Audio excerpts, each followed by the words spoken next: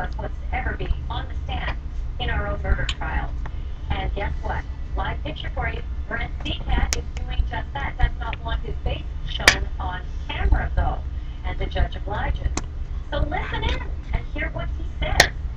He's making some confessions, but not the one you think he might be making. More after this. Both Maxwell and Ted have hail damage to their cars. Ted is trying to get a hold of his insurance agent. Maxwell is not. He's on Geico.com setting up an appointment with an adjuster. Ted is now on hold with his insurance company. Maxwell is not and just confirmed a 5:30 time for Tuesday. Ted is still waiting. Yes. Maxwell is out and about, with Ted's now ex-girlfriend. Online claims appointments just a click away on Geico.com. I'm a hospice nurse. Berta Olson is my patient.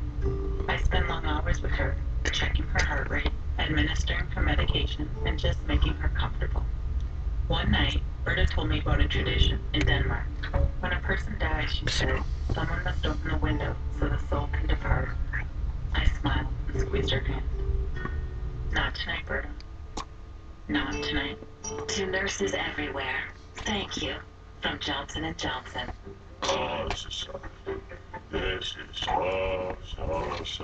Hey, hon, remember, you only need a few sheets.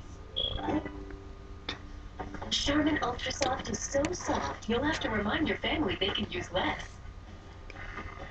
Charmin Ultra Soft is made with extra cushions that are soft and more absorbent. Plus, you can use 4 times less. Hope you save some for me. You and the kids. We all go. Why not enjoy the dough with Charmin Ultra Soft? Pancake lovers are going donuts for IHOP's new jelly donut pancakes. They're amazing. They're going cuckoo for new tiramisu. And they're going bananas for new banana graham nut. IHOP nailed it. New signature pancakes at IHOP starting at just $4.99. Go, try them now. My mantra? Always go the extra mile. To treat my low testosterone, I did my research. My doctor and I went with Axiron, the only underarm low T treatment. Axiron can restore T levels to normal in about 2 weeks in most men.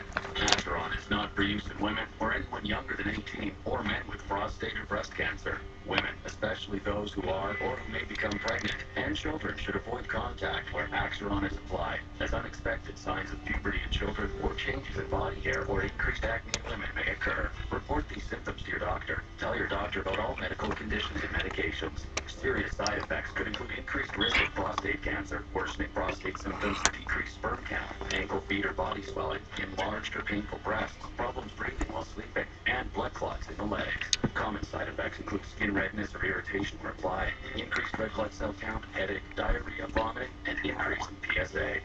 Ask your doctor about the only underarm low T treatment, Axiron. A classic macaroni and cheese from Stouffer's. Starts with freshly made pasta and 100% real cheddar cheese. But what makes Stouffer's mac and cheese best of all? That moment you enjoy it at home. Stouffer's, made with care for you or your family. Right now, live, we are able to listen in on a former sheriff's deputy as he talks to a court about the accusations that he murdered his own wife. He's explaining what happened on the day that she died. You're not looking at him, though. You're looking at the judge. Because Brett Seacat has asked, while he's on the stand, in his own defense, that he does not be shown on camera. This is what he looks like when he's sitting at defense table. You do not get to see him unless you're sitting in that courtroom yourself. Prosecutors say that he shot his high school sweetheart, who then became his wife, Vashti, and then that he burned their home down with her in it to cover up the crime. He denies all of that. But one thing he does say he did is that he's blaming himself for her death. It was my fault. For 19 years, I was the one who protected Vashti. And finally, I pushed her into what I was supposed to be protecting her from. So, it's my fault. You can hear the voice wavering, but you can't see the face. Ted Rollins is live in Kingman, Kansas. Also with me live is HLN legal analyst Joey Jackson. First to you, Ted Rollins. Hard to see what that's like, that reaction that he's giving us in the courtroom. But how does he seem, and essentially what is he saying? Well, he's laying out some doozies this morning, actually, and boy, I wish you could see him because he is either a really good actor or a really bad actor, depending on your take on his presentation. He's blaming himself for his wife's murder now. Twofold. First of all, he's blaming himself because the night of the death, not murder, he said it was suicide, the night of her death, he says they got in a huge argument and he threatened her to this point where he thinks it drove her to suicide, saying that if we get divorced, that I'm going to take the kids, you'll never see the kids again, and I'm going to publish private photos of you on the internet, and I'm going to expose your affairs. Take a listen to this. He claims she had multiple affairs at work, and that he was going to expose her, and she was going to lose her job. I knew that Vashti had an affair with the vice president of Cox, and I was suspecting that she was having an affair with her boss, or had an affair with her former boss.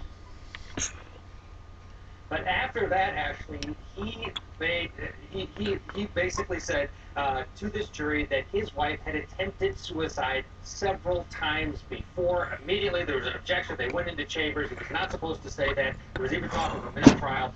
He is up there trying to engineer this whole thing, and boy, today has been quite an eventful morning. Well, it usually is the most dramatic time when a defendant takes the stand. Joey Jackson, speaking of that, this is not any defendant. This is a police officer. So you know a lot about murders and investigations, but you can know too much as well, because the average guy on the stand is just supposed to answer honestly, not, strategically. Absolutely. And remember this, he gave a 7-hour interview, right? So he gave statements to the police explaining it, and the police had some questions about the things he said. A lot of things don't make sense here. It depends upon whether he could explain it effectively. Like what? Like it's supposed to be a suicide, and the gun is found underneath the body. How does that happen?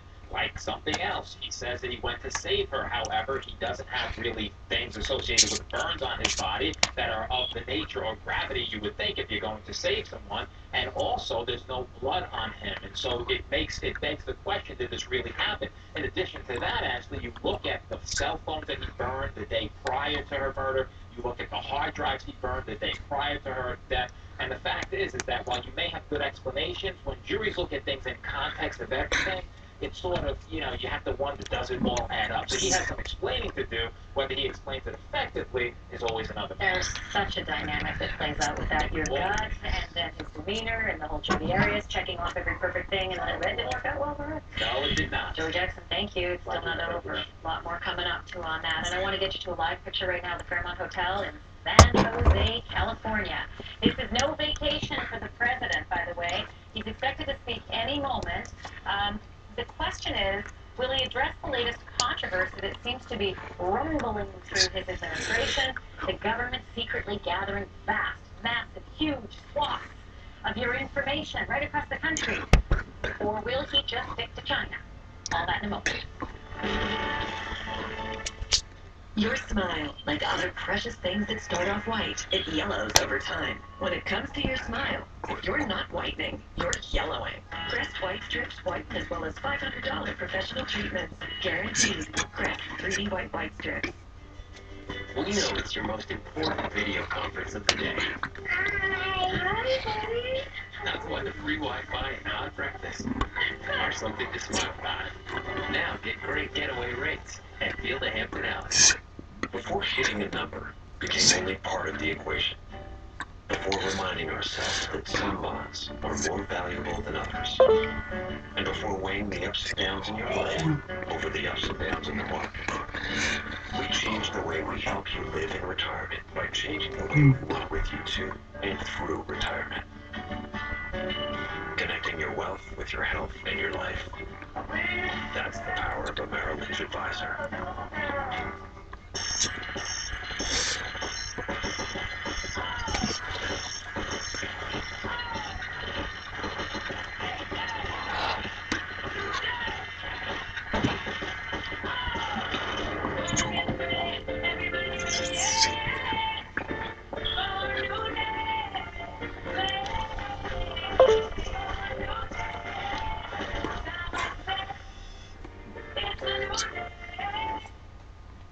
Hi, I'm Joe Theis And no matter what stadium I broadcast from, I would always have to find the closest bathroom, just in case I had that sudden urge to go. My prostate was giving me fits. But then I heard about Super Beta Prostate's nationwide million-bottle giveaway, and I got a free bottle.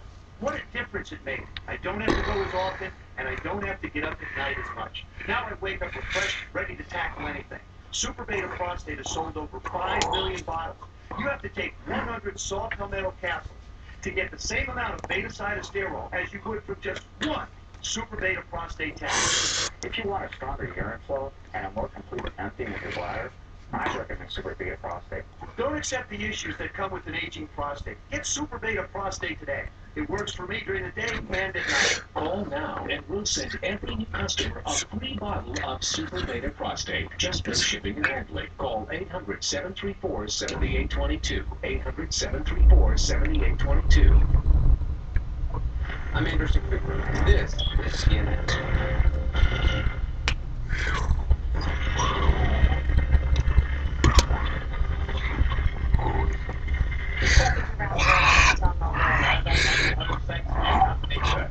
We are watching now. This is out of San Jose, California. This is the Fairmont Hotel. President Obama about to speak in a moment or so. You see they've already gathered at the podium with our in that 2-minute warning that the White House often gives when the president comes out or is about to come out and speak. The topic that is on the agenda, he's going to be talking about his health care plan, the importance of people to sign up for insurance. But obviously a lot of questions the reporters have, whether or not he'll take them, are about the widespread reports of the administration listening in, or at least collecting, not listening in, but collecting phone records through the rights of... John King standing by. John, in the context of what this is meant to be about today, I would like to be anything about the elephant in the room. Well, the main event, Mike Huffington, is about health care. And then the president goes on. The main reason he's in California, very important, very sensitive meetings with the president of China.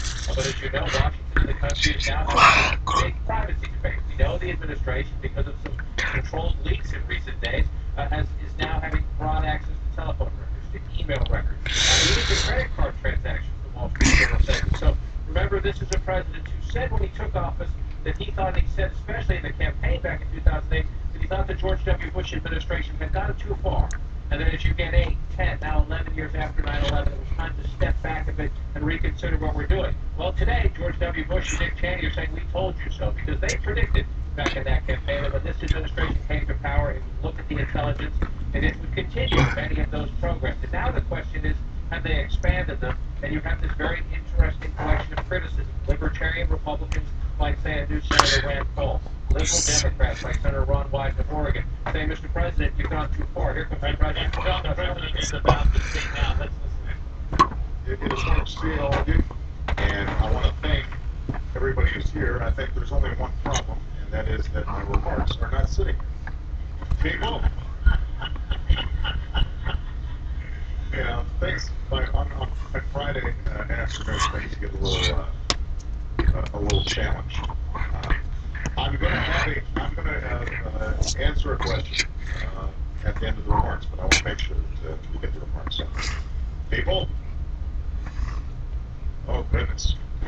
Oh, somebody's shaking. Okay. Folks are sweating back there right now. Well, good morning, everybody. This afternoon, I'm going to be in Southern California to meet with President Xi of China. But before I leave Northern California, I want to take a minute to address something that's happening with the Affordable Care Act in this state. And I wanted to meet with a group of people who are doing some very important work on behalf of California's middle-class families. These leaders from California's government, the California Endowment, and major Spanish language media outlets have joined together to help implement the Affordable Care Act here in California to educate folks about how to sign up and shop for quality affordable plans. And their efforts have already shown some excellent results in the biggest insurance market in the country. There are two main things that Americans need to know when it comes to the Affordable Care Act and what it means for you. First of all, if you're one of the nearly 85% of Americans already have insurance, either through Medicare or Medicaid or your employer, you don't have to do a thing. You've just got a wide array of new benefits, better protections, and stronger cost controls that you didn't have before. And that will, over time, improve the quality of the insurance that you've got.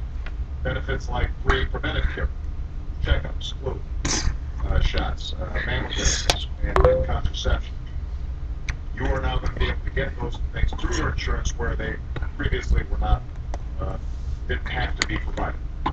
Protections like allowing people up to the age of 26 to say on their parents' health care plans, which has already helped 6 million Americans, including 6 million young Latino Americans. Cost controls like requiring insurance companies to spend at least 80% of the money that you pay in premiums in your actual healthcare costs as opposed to administrative costs or CEO pay, not overhead, but that money has to be spent on you. And if they don't meet that target, they actually have to reimburse you. So in California, we're already getting reports that insurers are giving rebates to consumers and small business owners to the tune of $45 million this year. So already, we're seeing millions of dollars of rebates sent back to consumers by insurance companies as a consequence of this law. All of that is happening because of the Affordable Care Act. All of this is in place right now already for 85% of Americans who have health insurance. By the way, all of this is what the Republican Party has now voted 37 times to repeal, at least in the House of Representatives. And my suggestion to them has been, let's stop refighting the old battles and start working with people like the leaders who are on stage here today to make this law work the way it's supposed to.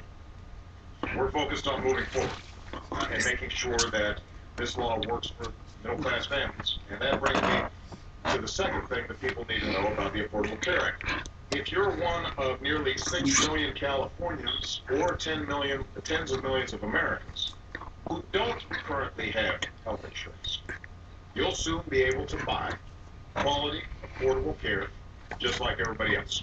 And here's how. States like California are setting up new online marketplaces where, beginning on October 1st of this year, you can comparison shop an array of private health insurance plans side by side, just like you were going online to compare cars or airline tickets. That means insurance companies will actually have to compete with each other for your business. And that means new choices. See, right now, most states don't have a lot of competition. In nearly every state, more than half of all consumers are covered by only 2 insurers. So there's no incentive to provide you a lot of choices or to keep costs down. The Affordable Care Act changes that. Beginning next year, once these marketplaces are open, most states will offer new private insurance choices that don't exist today. Based on early reports, about 9 in 10 Americans expected to enroll in these marketplaces live in states where they'll be able to choose between 5 or more different insurers. So, for example, here in California, 33 insurers applied to join the marketplace. Covered California then selected 13 based on access, quality, and affordability, 4 of which are brand new to your individual market. So what's happening is, through the Affordable Care Act, we're creating these marketplaces with more competition, more choice. So the question is, what happens to cost? Now, a lot of the opponents of the Affordable Care Act said, they had all kinds of skies falling, doom and gloom predictions that not only would the law fail, but what we'd also see is costs would skyrocket for everybody. Well, it turns out we're actually seeing that in the states that have committed themselves to implementing this law correctly, we're seeing some good news. Competition and choice are pushing down costs in the individual market, just like the law was designed to do. The 13 insurance companies that were chosen by Covered California have unveiled premiums that were lower than anybody expected. And those who can't afford to buy private insurance will get help reducing their out-of-pocket premiums even further with the largest healthcare tax cut for working families and small businesses in our history. So about 2.6 million Californians, nearly half of whom are Latinos, will qualify for tax credits that will, in some cases, lower their premiums a significant amount. Now, none of this is a surprise. This is the way that the law was designed to work. But since everybody's been saying how it's not going to happen, I think it's important for us to recognize and acknowledge this is working the way it's supposed to. We've seen similar good news, by the way, not just here in California, but in Oregon and Washington, in states that are working hard to implement this law properly. We're seeing it work for people, for middle-class families, for consumers. Now, that's not to say that everything's going to go perfectly right away. Right? When you're implementing a program this large, there will be some glitches. There are going to be some hiccups. But no matter what, every single consumer will be covered by the new benefits and protections under this law permanently. So the bottom line is, you can listen to a bunch of political talk out there, or negative ads and fear-mongering geared towards the next election. Or alternatively, you can actually look what's happening in states like California right now.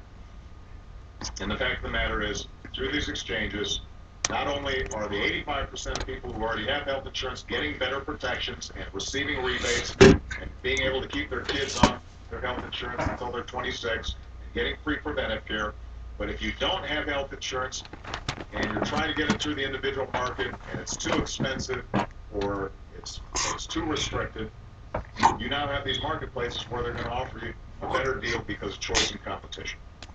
And if even at those lower rates and better insurance that you're getting through these marketplaces, you still can't afford it, you're going to be getting tax cuts and tax credits through the Affordable Care Act that will help you afford it.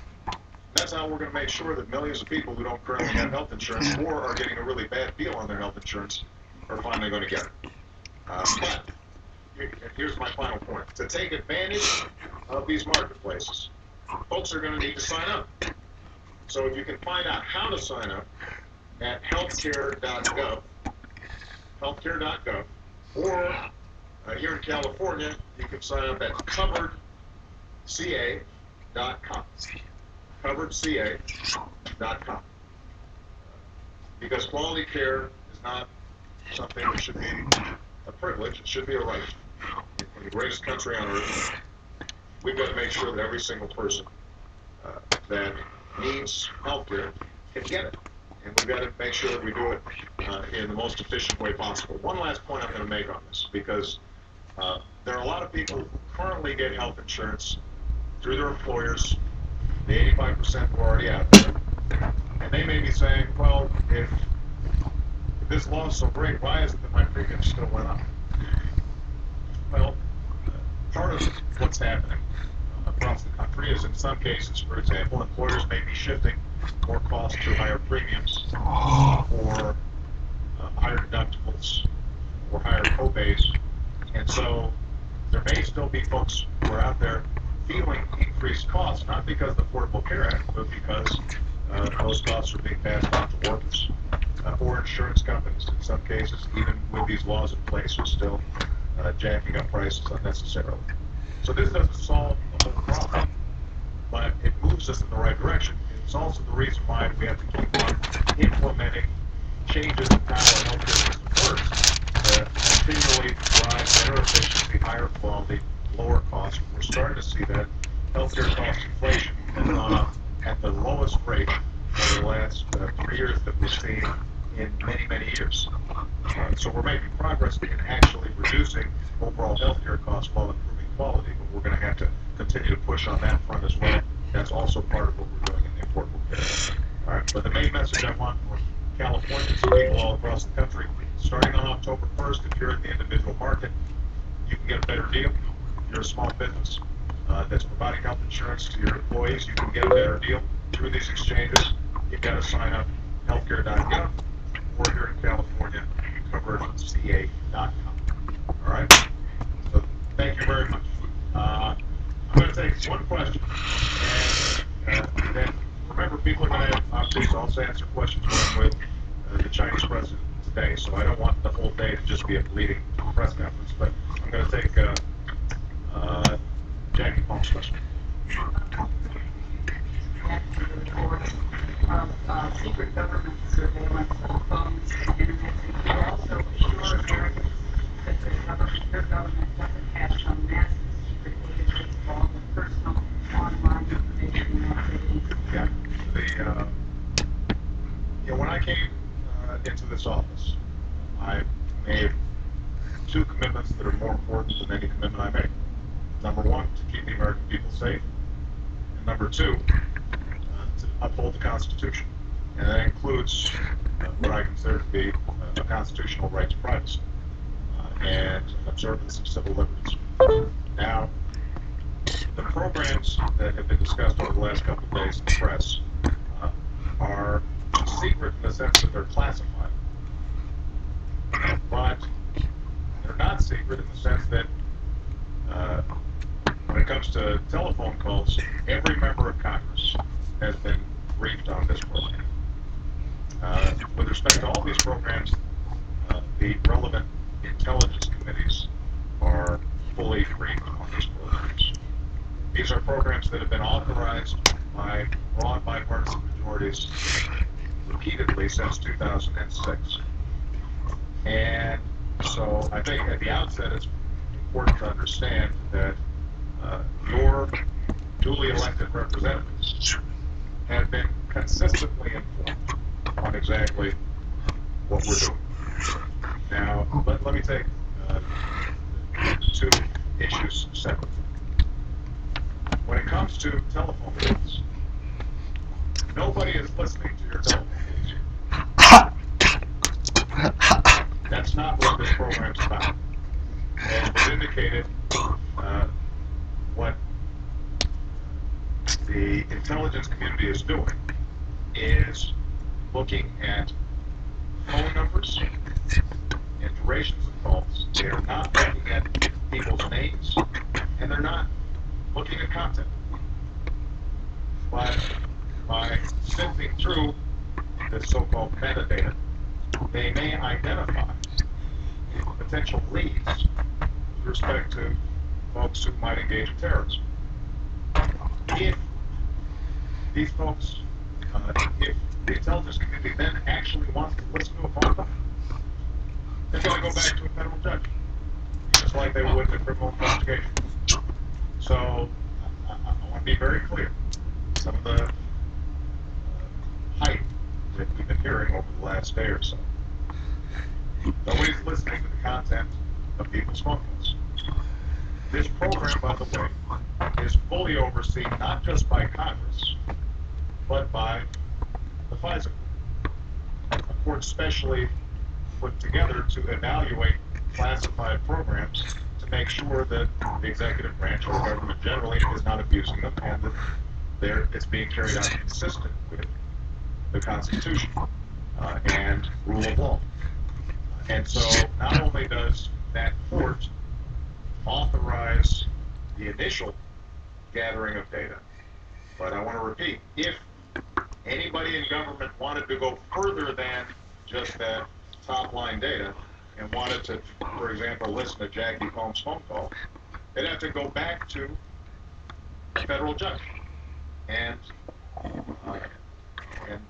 indicate why, in fact, that they were doing further probing. Now, with respect to the internet and emails, this does not apply to U.S. citizens, and it does not apply to people living in the United States. And again, in this instance, not only is Congress fully apprised of it, but what is also true is that the FISA court has to authorize it. So, in summary, what you've got is two programs that were originally authorized by Congress, have been repeatedly authorized by Congress. Bipartisan majorities have approved them. Congress is continually briefed on how these are conducted. There are a whole range of safeguards involved. And federal judges are overseeing the entire program throughout.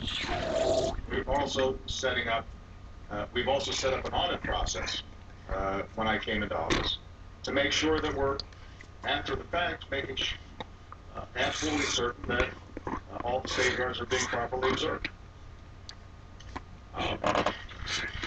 Now, having said all that, you'll remember when I made that speech a couple of weeks ago about the need for us to shift out of a perpetual war mindset. I specifically said that one of the things that we're going to have to discuss and debate is how are we striking this balance between the need to keep the American people safe and our concerns about privacy. Because there are some trade-offs involved. I welcome this debate, and I think it's healthy for our democracy. I think it's a sign of maturity, because probably 5 years ago, 6 years ago, we might not have been having this debate. And I think it's interesting that there's some folks on the left, but also some folks on the right who are now worried about it, who weren't very worried about it when it was a Republican president. I think that's good that we're having this discussion. But I think it's important for everybody to understand, I think the American people understand, that there's some trade-offs involved. You know, I came in with a healthy skepticism about these programs. My team evaluated them. We scrubbed them thoroughly. We actually expanded some of the oversight, increased some of the safeguards.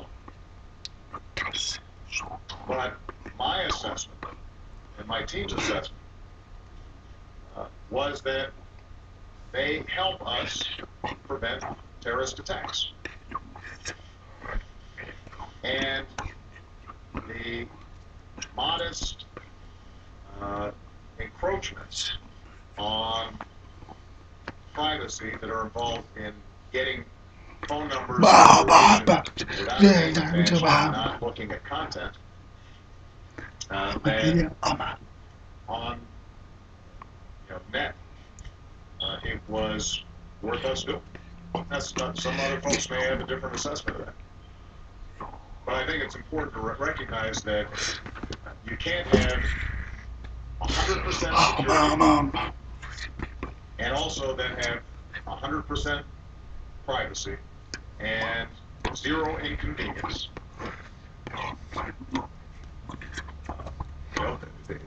We're going to have to make some choices as a society. And what I can say is that evaluating these programs, they make a difference to anticipate and prevent possible terrorist activity. And the fact that they're under very strict supervision by all three branches of government, and that they do not involve listening to people's phone calls, do not involve reading the emails of U.S. citizens or U.S. residents. Absent further action by a federal court that is entirely consistent with what we would do, for example, in a criminal investigation. I think on balance, we have established a process and a procedure that the American people should feel comfortable about. But again, these programs are subject to congressional oversight and congressional reauthorization and congressional debate. And if there are members of Congress who feel differently, then they should speak up. And we're happy to have that debate. Okay? All right, and we'll have a chance to talk further during the course of the next couple of days. Thank you, guys. Thank you.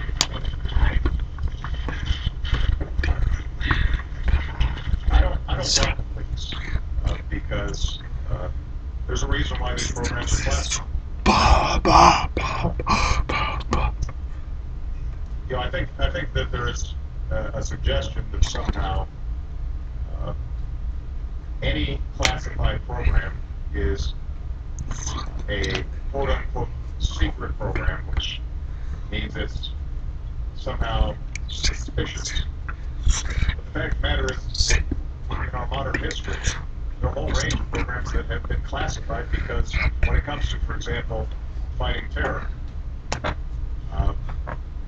our goal is to stop folks from doing us harm, and if every step that we're taking to try to prevent a terrorist act is on the front page of the newspapers or on television, then presumably the people who are trying to do us harm are going to be able to get around our preventive measures. That's why these things are classified. But that's also why we set up congressional oversight. These are the folks you all vote for as your representatives in Congress, and they're being fully briefed on these programs. And if, in fact, there were abuses taking place, presumably, those members of Congress could raise those issues very aggressively. They're empowered to do so. We also have federal judges that we put in place who are not subject to political pressure. They've got lifetime tenures, federal judges, and they're empowered to look over our shoulders at the executive branch to make sure that these programs aren't being abused. So we have a system in which some information is classified, and we have a system of checks and balances to make sure that it's not abused. And if, in fact, this information ends up just being dumped out willy-nilly, without regard to risks to the program, risks to the people involved, in some cases, on other leaks, risks to personnel in very dangerous situations, then it's very hard for us to be as effective in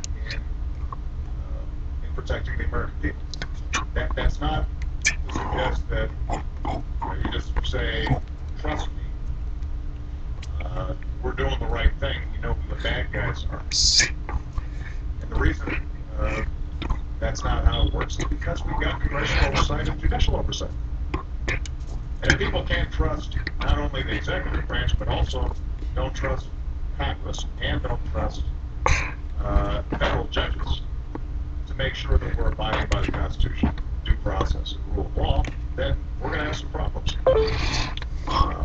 But my observation is that the people who are involved in America's national security, they take this work very seriously. They cherish our Constitution. The last thing they'd be doing is taking programs like this to listen to somebody's phone calls. And by the way, with respect to my concerns about privacy issues, I will leave this office at sometime in the next 3.5 years. And after that, I will be a private citizen. And I suspect that on a list of people who might be targeted so that somebody could read their emails or listen to their phone calls, I'd probably be pretty high on that list. But it's not as if I don't have a personal interest in making sure my privacy is protected. But I know that the people who are involved in these programs, they operate like professionals. And these things are very narrowly circumscribed. They're very focused. And in the abstract, you can complain about Big Brother and how this is a potential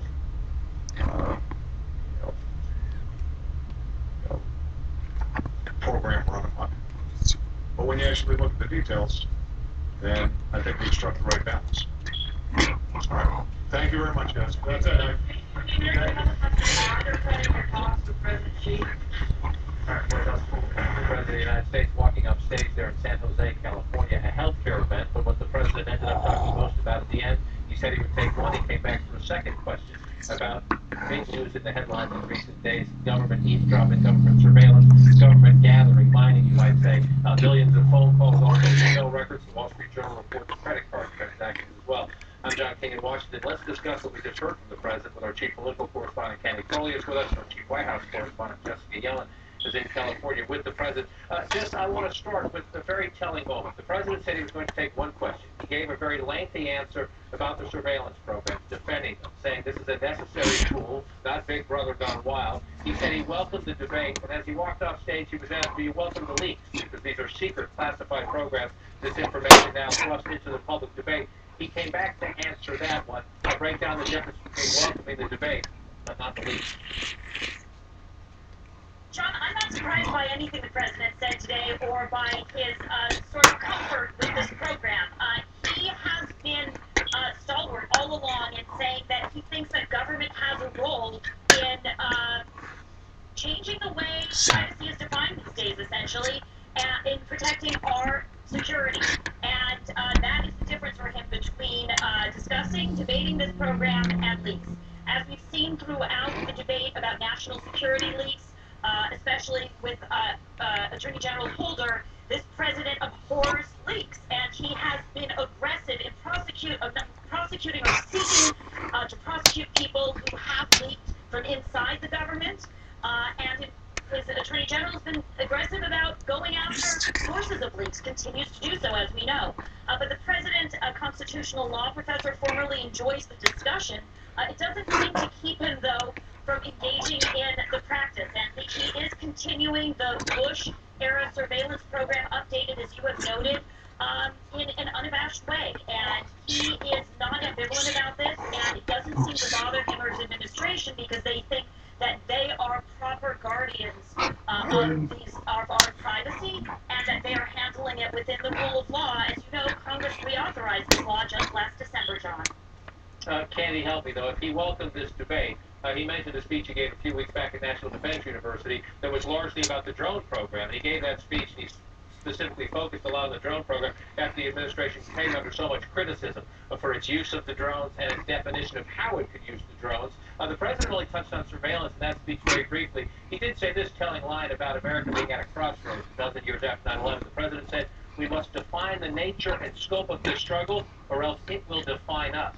In some ways, aren't these leaks defining this for the president? If he welcomed this debate, why didn't he initiate it before somebody leaked it against him? Because the fact